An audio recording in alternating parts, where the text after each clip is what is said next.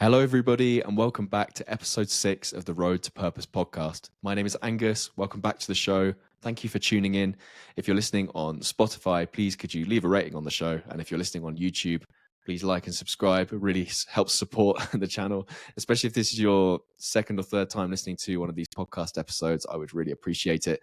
I'm trying to build something really incredible here, and I'm very passionate about this podcast, as I've mentioned a number of times when I'm starting the show, because start doing these introductions is sometimes a little bit difficult for me. It's like I don't really know quite what to say, but I think maybe I should start with giving a personal anecdote of what I've been up to this week and how things are going.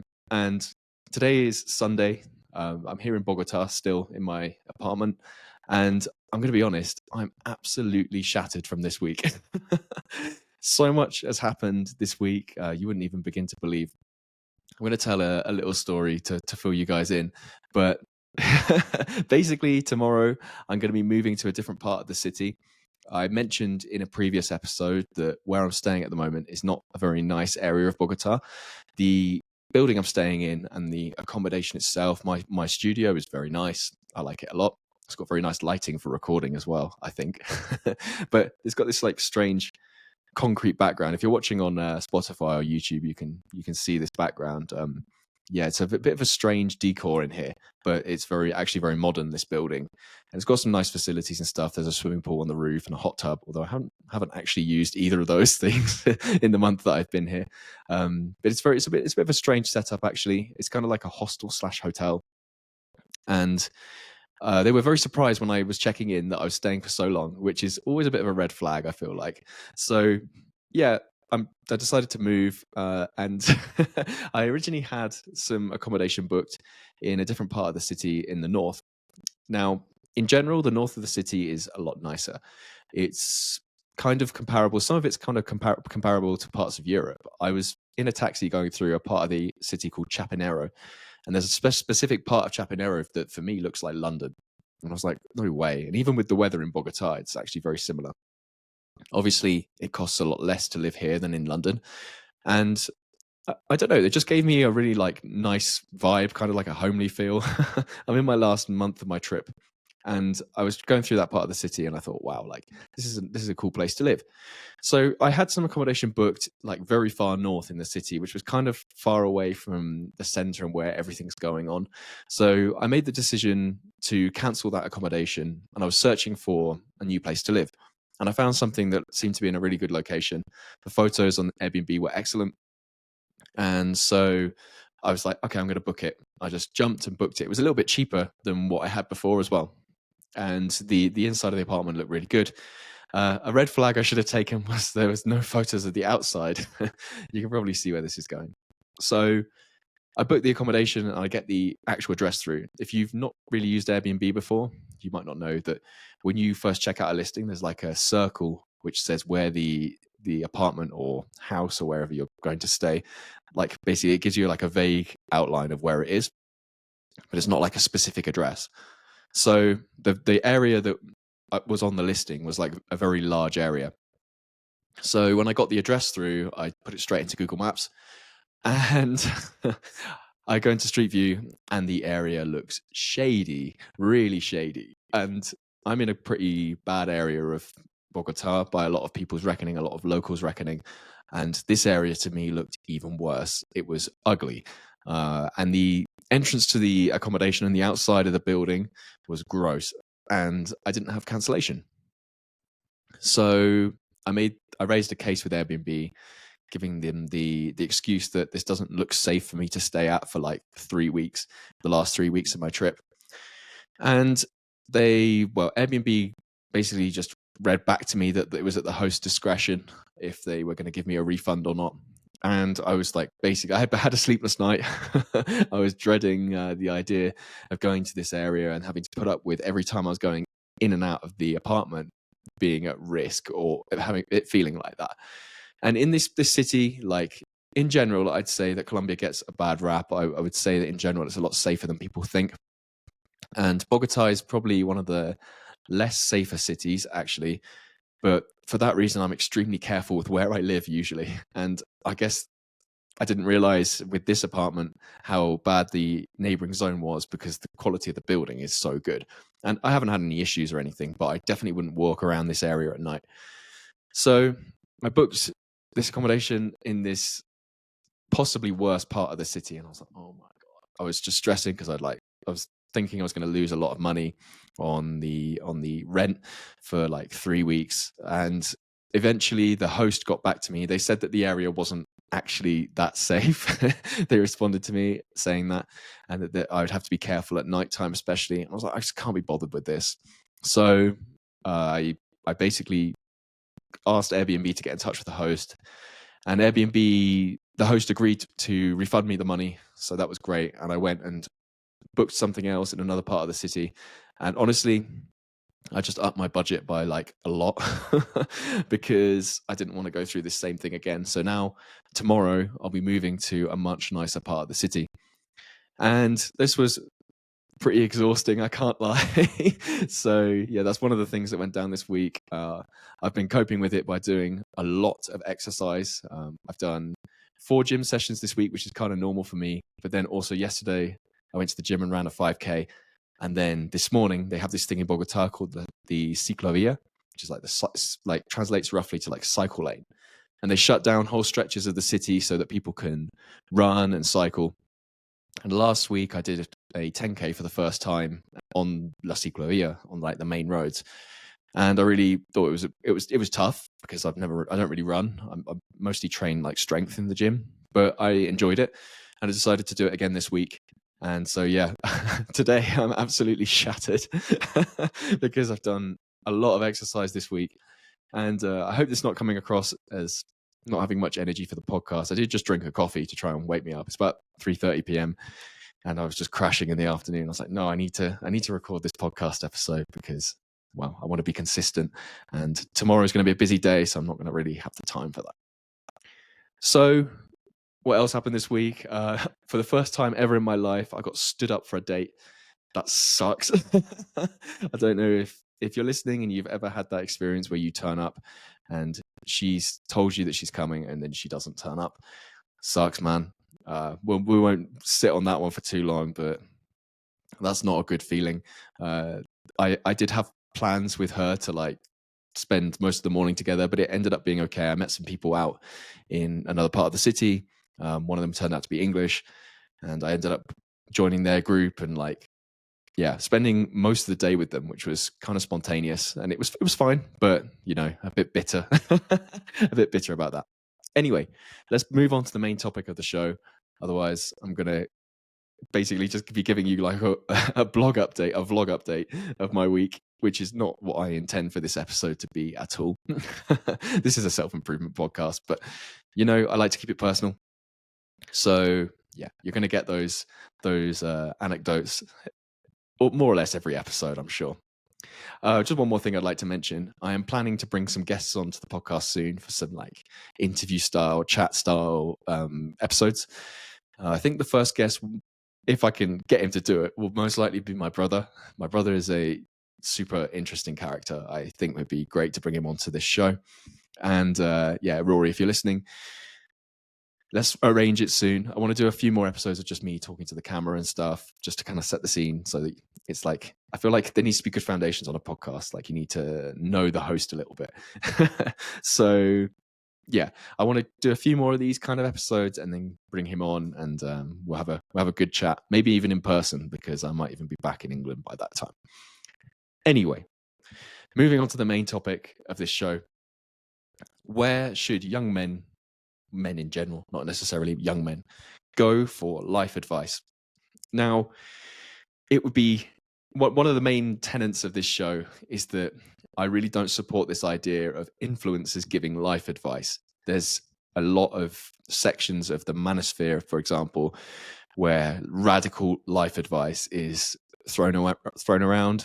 And as I discussed in the first ever episode of this podcast, a lot of it is for like monetary gain. They're trying to sell you something and they're profiting off of the fact that you feel incomplete.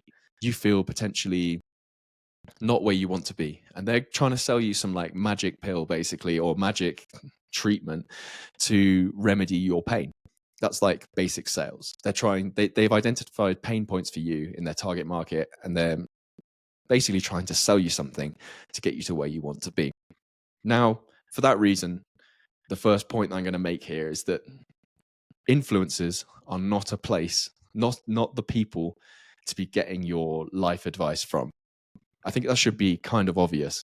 Now, if you're someone who is religious, I'm personally not, but it would be very easy to where to point to as to where you should get your life advice. So I'm going to approach this from like a atheist agnostic perspective, because it's less obvious for atheists as to where they should look for the guidance of what's right and wrong.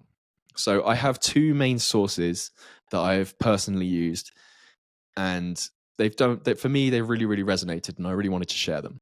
So I'm going to jump straight into it. To be honest, this episode of the podcast might not be as long as usual, because I think I want to kind of keep this short, because there's no point overloading information when really for me there's only two places that I go to for this question.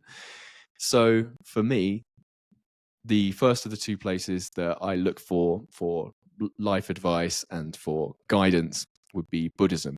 Now, I did mention that I'm atheist, but Buddhist teaching, if you're not familiar, it has some pretty like out there concepts, but depending on like the school that you look at, it changes quite drastically. Now, if I say Buddhism, you might automatically think of like spiritual beings with 8 arms or something like that.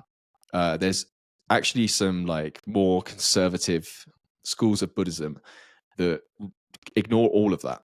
So they just focus on the main teachings that the Buddha preached, and the main like tangible actions that you can actually do. And for this reason, I don't really consider like Buddhism to be like most other religions. I first had experience with it in school. It was something that I learned about when I was about 13 or 14 for the first time. Immediately, I thought Buddhism was like something I could really connect with, because where I don't believe in like a higher power, Buddhism doesn't preach that. If you are unfamiliar, the Buddha is not like a god. He's just an enlightened being who had a number of realizations. The idea is that you can attain the same state that the Buddha has. The idea is that you can attain the same level of enlightenment, the same understanding of the world as the Buddha by practicing exactly what he preached. So most of the teachings are kept very simple. You have the Four Noble Truths. You've got the Eightfold Path. You've got dependent origination, which is like 12 links of a chain. They all use like a number system, so that these basic rules for life, I guess, guidelines for life, are easy to remember. So you have these like this like number system, and the history of it is that when the Buddha was walking around many, many years ago, he would draw lines in the sand, and the lines in the sand would represent each of the teachings. So it could be communicated to people who were illiterate. Would be communicated to people who might not. Well, it was just in a very simple form so that people could understand it. Now, if you haven't looked into Buddhism and you're thinking, or you know a bit about it and you're thinking, this is a bit whack, it might not be for you. And with any religion, faith, philosophy, whatever it may be, I would urge you to shop around, because I've seen a real push recently in the manosphere, especially towards Islam. Now, I'm not going to speak anything bad about that faith. I don't know enough about it, honestly. I know some of the basic teachings, and I've got nothing bad to say. But I just noticed this trend of like people being pushed towards Islam, and there may be, I feel like, because there's quite an impressionable audience to a lot of these red pill YouTubers, some of the audience may well pick it up without really understanding it fully. And with any like researching any faith or picking your own faith or choosing like a philosophy that resonates with you, you really should shop around. You should really look at all the options. Now, maybe you look at all the options and go, okay, well, Islam is the best fit for me. That's fair. Maybe you'll look at all the options and go, Buddhism, I don't agree with you, Angus. Buddhism is not for me. I was like, well, power to you, because if you're not the same person as me, but for me, it's something that's really resonated. And I've never really seen Buddhist teachings being mentioned in self-improvement, apart from like meditation as a habit.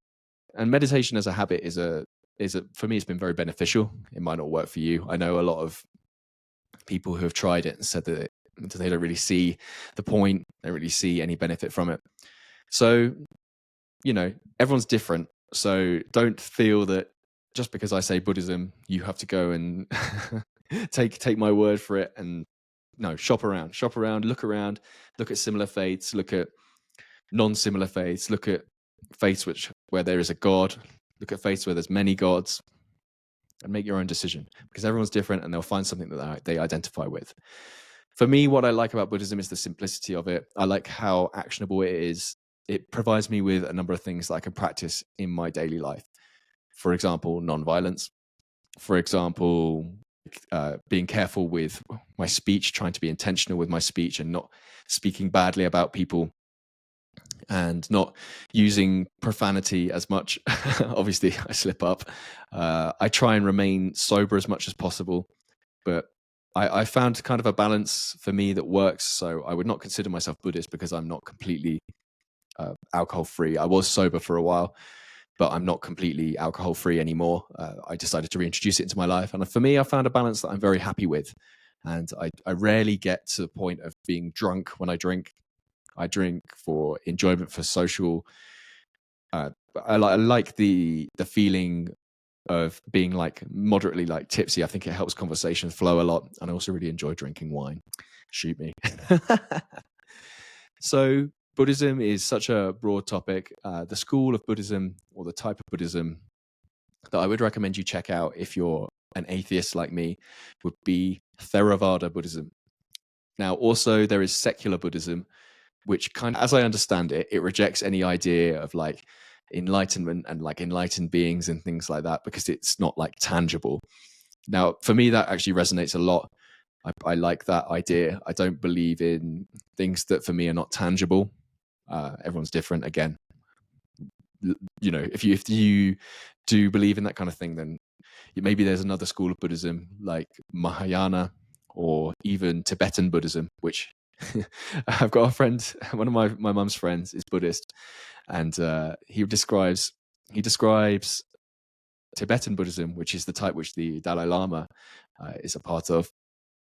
He describes Tibetan Buddhism as like the rock and roll of Buddhism, because it's super, there's like dances and stuff like that. And it's like one of the most famous, and everyone thinks of the Dalai Lama when they think of Buddhism. So Tibetan Buddhism is like, it's like a big, what's the word? It's like what you immediately think of when you think of Buddhism, maybe. So drawing a line under that, that's one of the places where I go for advice and reason when I'm thinking about how I should conduct myself in general. When I created my version of the Personal Manifesto, actually, if you haven't watched that episode of the podcast, by the way, or listened to it, episode 2, I discuss how to create a personal manifesto, which is basically a personalized document that will help you work out what are the goals of your life and what makes you satisfied. So give that episode a listen. And I'm going to plug it again, the Telegram group. I have a Telegram group, which I'll leave a link to in the description and show notes. The Telegram group is like an alternate self-improvement group. I'd love to see some personal manifestos in there if you've done the exercise. And I'll be sharing my own personal manifesto so that you guys can see the structure and use it as a template potentially. So, okay, that was Buddhism. Point number one where I go to for reason as an atheist man. The second would be Stoicism. Stoicism is like a philosophical concept. A great book to read would be Meditations by Marcus Aurelius. If you look at Stoics, Marcus Aurelius is basically like the original, the OG. So the idea of Stoicism is kind of the idea that outside actions can't affect your life. It kind of preaches the idea of focusing on yourself and being grateful, I guess. It's kind of hard to summarize, actually. I think you'd have to do some more research on it yourself.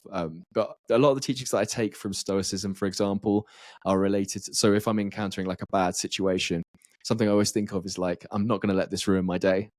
Like these outside actions, they do happen. And part of Stoicism is like accepting that bad things happen and that people are not perfect. And you should treat everyone with respect because people are not perfect, and, be forgiving and be very humble. Now, Stoicism is not perfect for me because there's things like meditating on your own death and things like that, which I don't find particularly useful. The idea of that is that like you kind of remind yourself that life is short. And the idea of, if you could summarize Stoicism in like a phrase, it would be like living your life like it's your last day. It's like, and I've thought about that when I don't want to get up in the morning sometimes. And that quote's like, it's a nice way of looking at life. You should take advantage of this moment and just focus on yourself, and obviously not be selfish and not hurt others. But, bad things are going to happen, and part of Stoicism is just like accepting that. Now, I'm by no means like a Stoic expert, so if someone's listening to this and they know more about Stoicism than I do, I'm really kind of just summarizing like what I took away from reading Meditations by Marcus Aurelius and what I've taken away from consuming like Stoic podcasts and things like that. If you're more interested in this topic, I would recommend checking out Ryan Halliday. I think he's got a book on the Stoics, and he's got a whole Instagram account called The Daily Stoic, and that Instagram account provides some really cool quotes from Stoics and like good explanations of how things should be interpreted. I'm by no means an expert, but this is something that I really factor into my day. I really enjoy reading some of the quotes to like remind myself how important it is to make the most of every moment, and that bad things are going to happen, and it's part of life.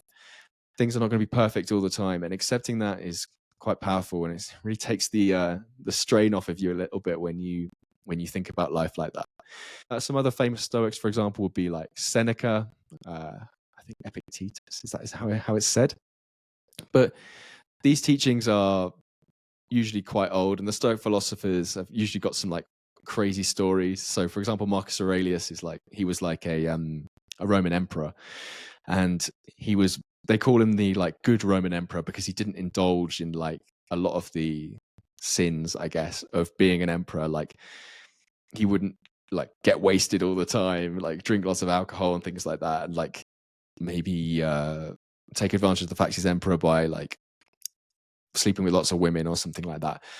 So he's remembered in that way, and I think it's kind of interesting when someone in a position of power, has been remembered in history as being a good person. You know what I mean? As being someone that you can learn something from, because in a lot of cases when someone is in like a position of extreme power, you see it happen with celebrities, you see it happen with politicians, you see that they kind of like misbehave, I guess, and they have like have newspaper articles and things like that come out about them which discredit their name. But for someone to remain like with good integrity, and then so the book Meditations is it's a compilation of journal posts from Marcus Aurelius, and they've been translated from what I assume would be Latin. He was a Roman emperor, so I assume they spoke Latin. So it's been translated from Latin, and yeah, you can read it in a number of different languages. I would not recommend actually sitting down and reading the entire book in one sitting. It's actually multiple journals, but I kind of read it like you might read a novel. But I think the best way to approach Meditations is to just like skim through it every now and then. Perhaps when you're like procrastinating or something like that, pick up the book and go, okay, yeah, like there's something I can learn from this page, and just think about it critically, and then maybe it will change your approach to the day. So Stoicism and Buddhism, these two philosophical concepts, they actually have quite a lot in common, in my opinion, more than you might think. The practice of meditation exists in both, for example, and they both encourage people to practice compassion and other such teachings like that. I would recommend doing a deep dive on both of these if you are an atheist like myself and you're looking for some kind of guidance. As I said, Buddhism in particular resonates with me. I've spent time at Buddhist monasteries as well. There's one actually in England, would you believe, that I have frequented. It's like right in the middle of nowhere in the countryside. But I kind of got that opportunity to go because of a family friend. and it was a really incredible experience. I went back to a meditation workshop afterwards, and honestly, I think there's a lot to be learned from that faith. It will reduce, if you spend a lot of time like studying it, it will reduce your need for materialism. Yeah, that's something that's was a big takeaway for me. um, I realized that what I need to be happy in life is more related to like connections rather than chasing something material. And I kind of went off track a bit, I guess, when I started my own business, because that really was like a materialistic endeavor, I guess. And I mean, it's good to be ambitious as well. So that's why I like the balance. And I wouldn't call myself a Buddhist because I do not fully subscribe to the idea, you know. But I gain knowledge from the teachings. So yeah, that's kind of my summary of it. These are the two like philosophical schools that kind of like schools of thought that stand out to me. I've never really resonated with like Christianity, Islam, like something like Hinduism, or any of those teachings. For me, the idea of a supreme power is not something that makes a lot of sense personally. Could be wrong, obviously. Don't hate me. But if you are Christian listening to this for just like a different perspective, maybe there's something you can learn from these philosophical schools as well.